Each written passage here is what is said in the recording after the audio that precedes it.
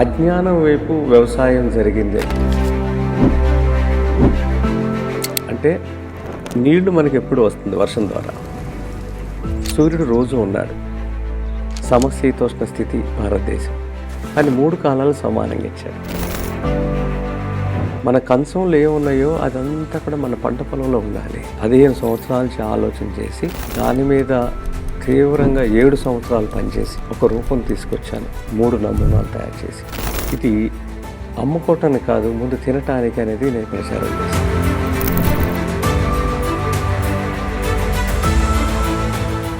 మీరు 20 ఏళ్ళ నుంచి చిన్నజీఆర్ స్వామితో ప్రయాణం చేస్తున్నారు సార్. ఆయన్ని కూడా మీరు ఈ న్యాచురల్ ఫార్మింగ్లోకి తీసుకొచ్చారని విన్నాం సార్. అది ఎలా జరిగింది? వాళ్ళు పాలేకర్ గారి సిద్ధాంతానికి ముందు సాధువులు సంతులు అందరూ అర్థం చేసుకున్నారు. గోవు గురించి, మట్టి గురించి, మన సంస్కృతి గురించి, సామాజిక అంశాల గురించి ఎక్కువ చెప్తారు స్వామి. ఫార్మర్స్ కోసం మీరు ఒక పాదయాత్ర చేస్తున్నారని చెప్పి విన్నాం సార్. అసలు ఆ పాదయాత్ర ఎందుకు చేస్తున్నారు సార్? ధర్మం నిలబెడతాకి ఎంతమంది స్వాములు ఈ భూమి మీద నడయాడారో, పనిచేశారో, అలాగే ఈ వ్యవసాయం కొన ఊపిరితో ఉంది. భూమి బాధపడుతుంది. గ్రామాలన్నీ పుళ్ళుతో, గాయాలతో నిండిపోయి ఉంది. యువకులు లేరు. గ్రామం వదిలిపెట్టి వచ్చేస్తున్నాం. అది నాకు బాధ అనిపిస్తుంది. అంటే గ్రామం అనేది వల్లకాడు కాదు, వల్లకాడులా చేసేశారు. ఇక్కడితో అయిపోయింది అనుకున్నా, కానీ ఇక్కడితో మొదలైంది అనేది నాకు అర్థమైంది. ఆయన చూపిస్తే నా పని అయిపోయింది అనుకున్నా, కానీ ఇది 2 రాష్ట్రాల్లో పాదయాత్రతో మొదలైంది అనేది నాకు అర్థం కాల. దానికి తొలి ఇంటర్వ్యూ మీ ఛానల్ ద్వారా చేయటం జరుగుతుంది. మీరు చెప్పిన విత్తనాల్లో ఒక్కొక్క దానికి ఒక్కొక్క గుణం ఉంది. దానివల్ల మనిషి ఆరోగ్యం కూడా ఇంప్రూవ్ అవుతుందని చెప్పారు కదా సార్. విత్తనం అనేది అమూల్యమైందండి. విత్తనంలోనే ఔషధం ఉంది. ఇది ఆకలి వేస్తే కేవలం అన్నం కాదు. దీంట్లో మన శరీరానికి అవసరమైన గుణాలు ఒక్కొక్క దాంట్లో ఒకటి రూపొందించబడింది. దిగుబడి, దాని యొక్క నాణ్యత, ఆరోగ్యం చూసిన తర్వాత నేను పాలేకర్ గారి డేట్స్ అడిగాను. పాలేకర్ గారి డేట్స్ ఇస్తాకి ముందు జరిగిన నష్టం గురించి నేను మాట్లాడుతున్నాను. అది నేను ఆచరించితేగా నేను మాట్లాడలేను అనే దాని మీద చేశాను. ప్రతిసారి నాకు అవకాశం ఇచ్చారు పాలేకర్ గారు. అన్నాచార్య గారు నీటి మీద చాలా విషయాలు చెప్పారు. ఆయనతో నేను కలిసి పనిచేశాను. ఇక నీటిని దాయాలి అనేది ఇష్టం, పాలిథిన్ వాడకూడదు, అది భూమికి నష్టం, ఈ రెండే తెలుసుకున్నాను. అప్పుడు అసలు జరిగిన నష్టం అంతా వ్యవసాయ రంగంలో ఉంది.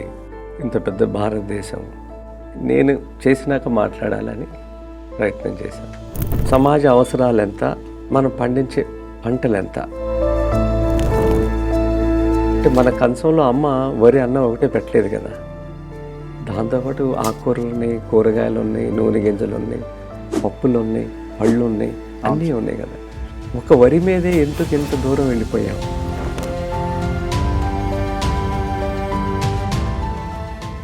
ఎక్కడా చెప్పలేదు, మీకే చెప్తున్నాను సార్.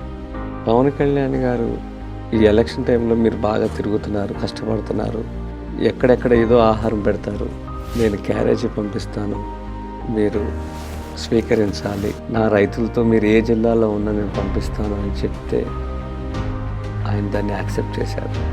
ఎవరు చేస్తారండి?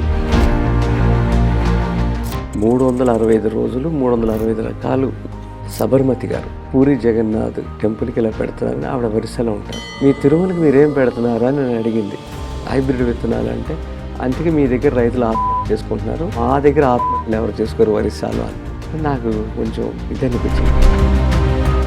అంటే స్వామి ఆయన సృష్టించుకున్న బియ్యాన్ని వదిలి ఒక సైంటిస్ట్ తయారు చేసిన బియ్యంతో స్వామికి ప్రసాదం పెడితే అది పవిత్రత ఎలా అవుతుంది? పవన్ కళ్యాణ్ గారు నాకు ఎన్నో ఏళ్ళ నుంచి పరిచయం, సుమారు 15 ఏళ్ళ నుంచి. అలాగే చంద్రబాబు నాయుడు గారు ఎన్నోసార్లు కలిశాను. వాళ్ళ దృష్టికి ఇది రానివ్వట్లేదు అధికారులు. ఒక సమయం వస్తుందండి, 75 ఏళ్ళు విధ్వంసం ఇది. ఏదో ఒక రోజు మంచి రోజు వస్తుంది.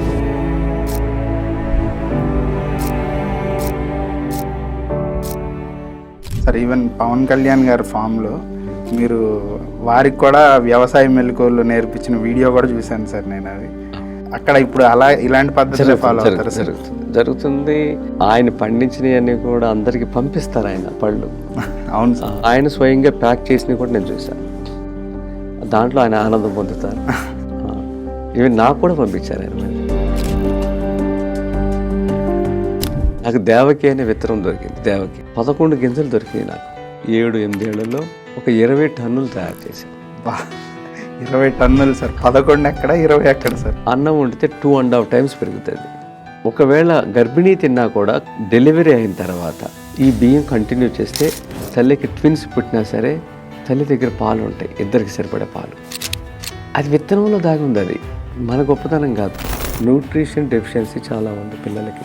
మైక్రో న్యూట్రిషన్ డెఫిషియన్సీ ఉంది. ఈ రెండు మన పంటల ద్వారా 365 రోజులు మనం తినగా 3 లక్షల రూపాయల ఆదాయం అనేది చూపిస్తాకి పాలేకర్ గారి వ్యవసాయ విధానంలో ఇదొక నూతన ఆవిష్కరణ.